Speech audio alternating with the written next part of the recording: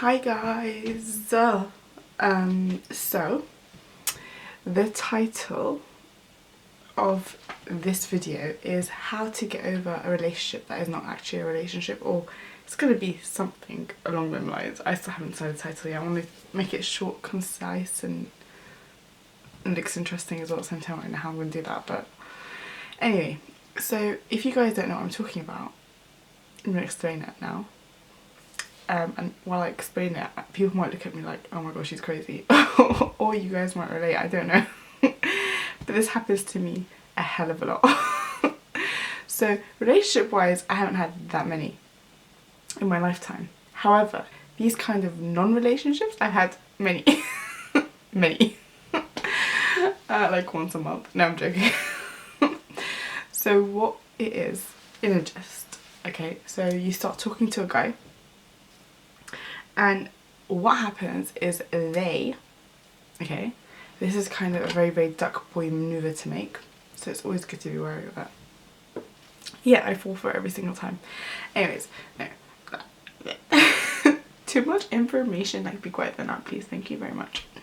So what would happen is you start talking to a guy, and you know, within days, this guy seems to be, let's use the word seems to be, like obsessed with you, like literally obsessed with you. And this, like, not many girls will fall for this, I don't know, but I do all the time, because I still believe in fairy tales, and I believe in like love, like crazy love at first sight, or love within, like, you know, anyway, it worked out for me before with my late husband and my first husband, so that's why I've got that kind of experience for me to say, like, it does work. It has happened and it could happen.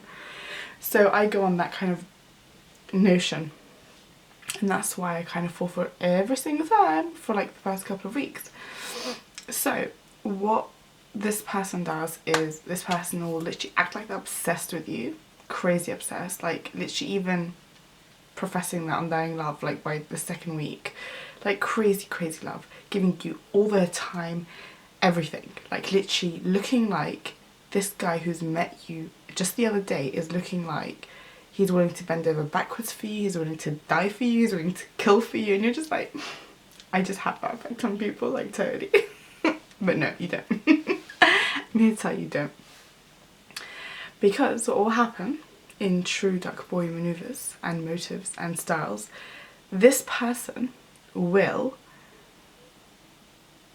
whether it's 2 weeks later, whether it's a month later, whether it's even 2 or 3 months later, this person will literally go from hot to cold, like overnight.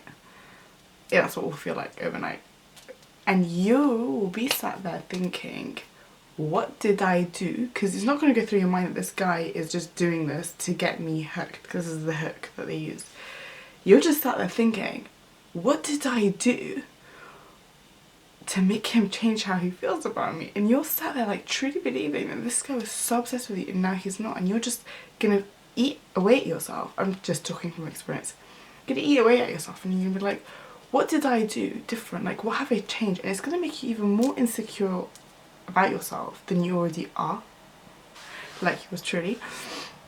It's gonna make you even more insecure about yourself, because you're like, what did I do? Like, what have I done different? What can I change? And then whilst you're basking in that kind of black hole of like negative thoughts about yourself, you lose sight of what this person actually is, which is a duck boy. You lose sight that this person is not really the shit. You lose sight of everything that would ever possibly like mean something to you before this happens. Like, have you ever had this thing where you for some reason were like obsessed with a guy that you look at him now and you're like,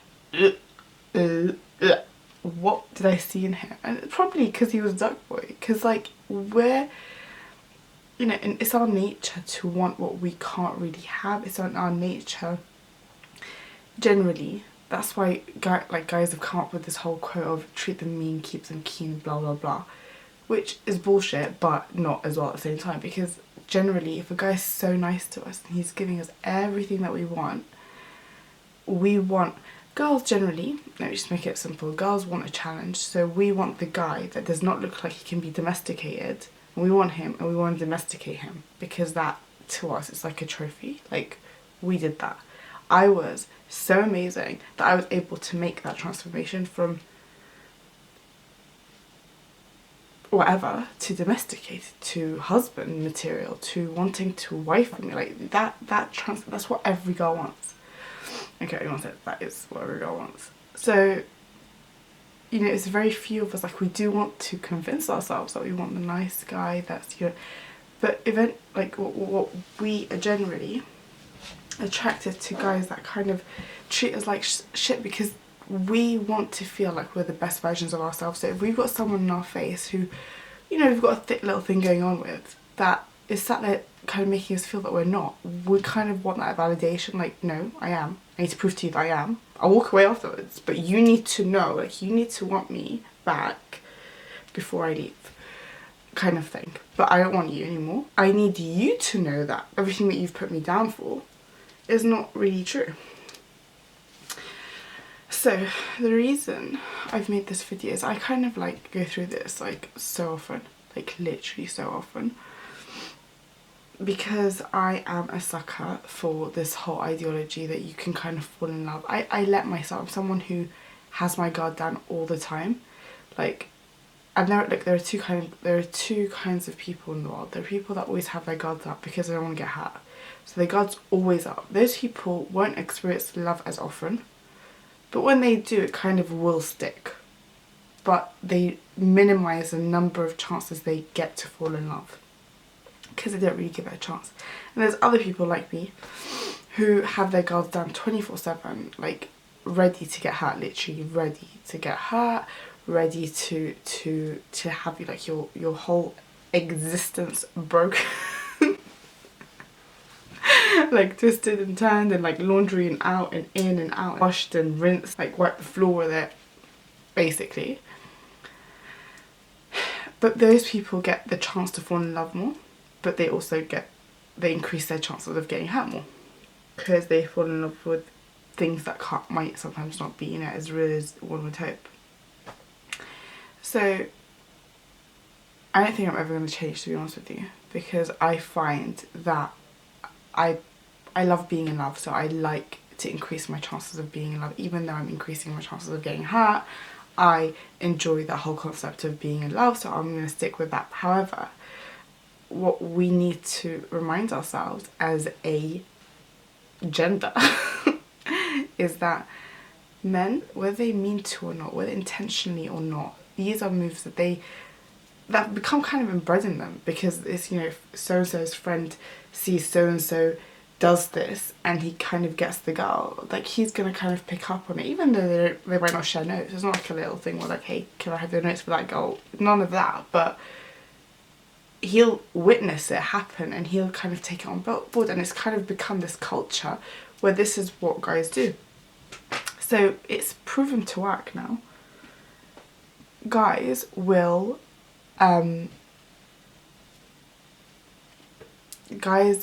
what will guys do, please? Thank you.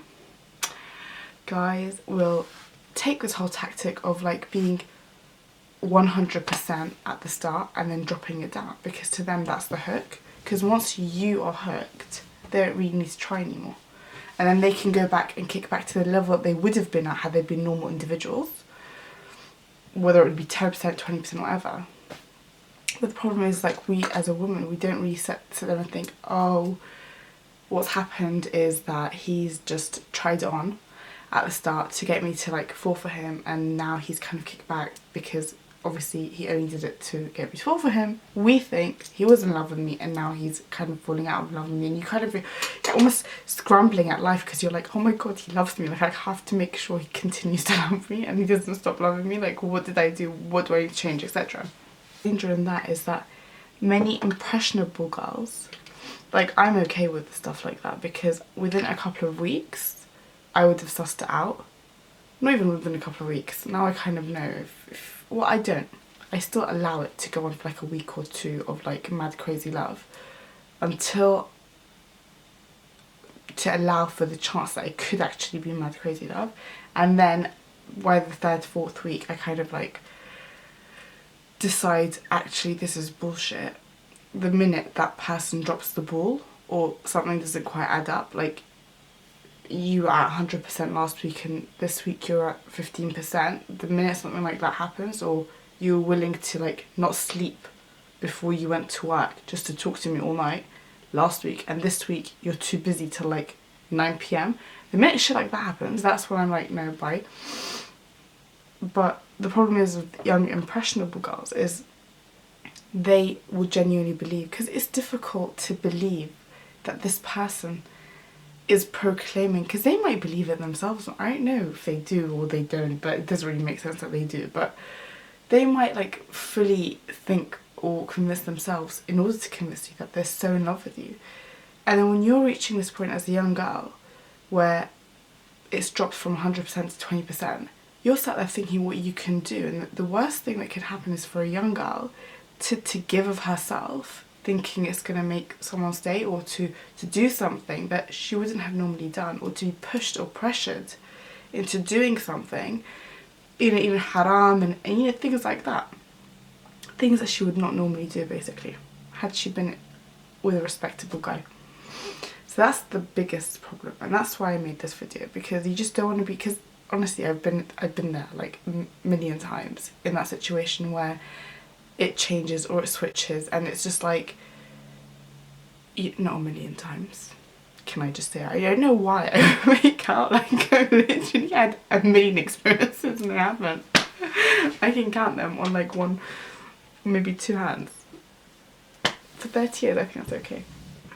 I'm gonna get so much hate for this. I'm not talking about relationships, by the way, just talking. It's okay. Anyway, so yeah, I've been in that place where you're kind of like, in the beginning when it first happened to me, you're kind of panicking because you're like, shit, like I thought I found like the love of my life who loved me so much, like that they would literally worship the ground I walk on, and then all of a sudden it's dropped. Like what, like you're just constantly trying to get that validation from that person that they're not even worth shit if you look at them from the outside. They're, look, to put in a clear picture, they're the guy that your friends will always talk shit about, like, oh my god, like, oh my god, how are you putting up with this shit? Oh my god, like that person that is treating you like that is that person. You need to stay clear. So the way to combat it is to, whenever you get someone who's at 100% from the get-go, is to remind yourself, this is not real. It's too good to be true. Like if something feels too good to be true, it probably is. There are the off chance of like falling in love, but you can't assume that's the norm.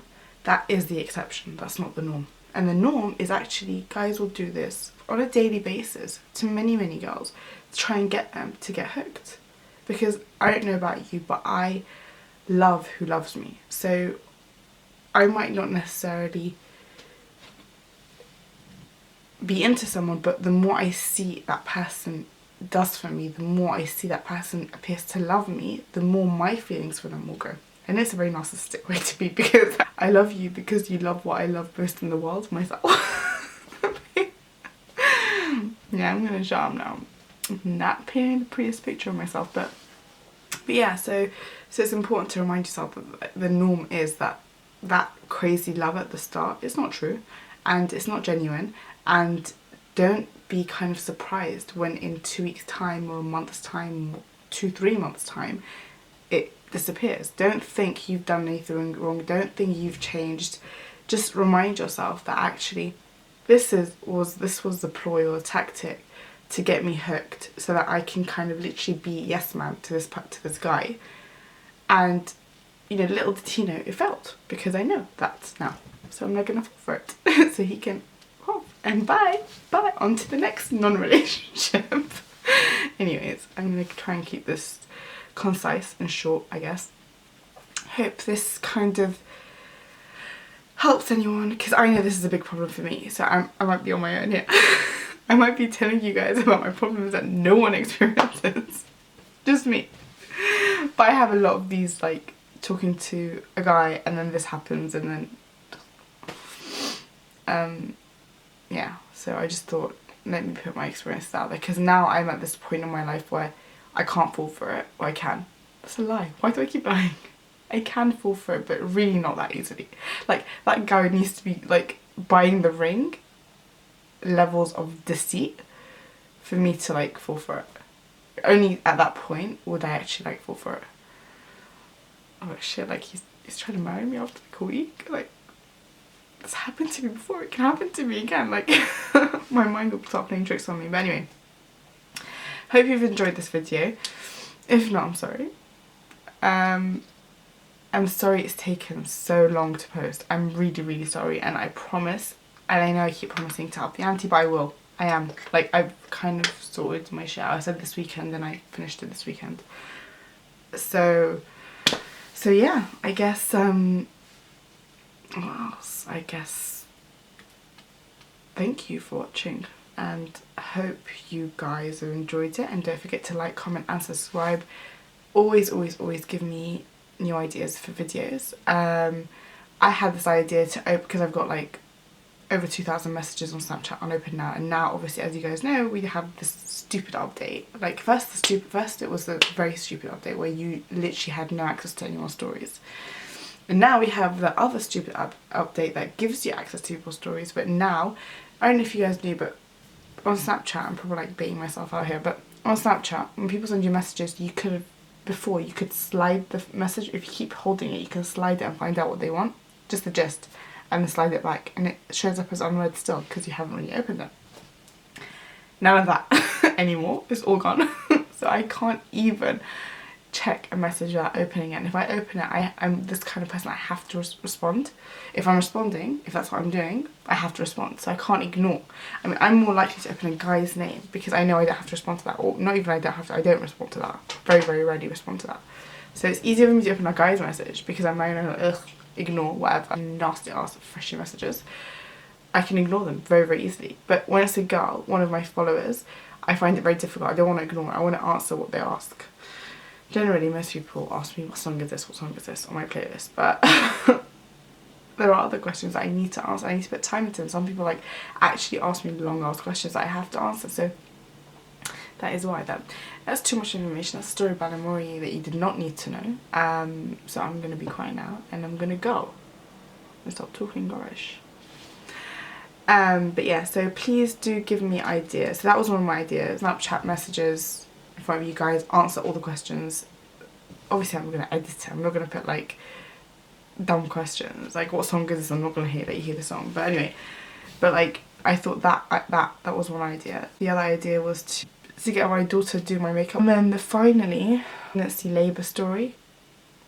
I mean, lots of people do it, but I guess probably like the messages from the message that I've received, I guess they want kind of like an insight into like, because obviously my husband died when I was 12 weeks pregnant, so I guess it's the insight of being a single pregnant person, and the labour part obviously as well. And then I had this other idea of when and how I weaned Ava from liquids to solids, because I get that question a lot on Snapchat. But yeah, and or like a kind of video of like the 10 things I wish someone told me before I gave birth. Well, I had a child. Or not even a child, like a monster, because she's a monster. Thank you. Anyways, I'm gonna go for real now because I want to go downstairs and enjoy the rest of my time off that I have before she wakes up, because she wakes up at least 2, 3, 4 times a night. So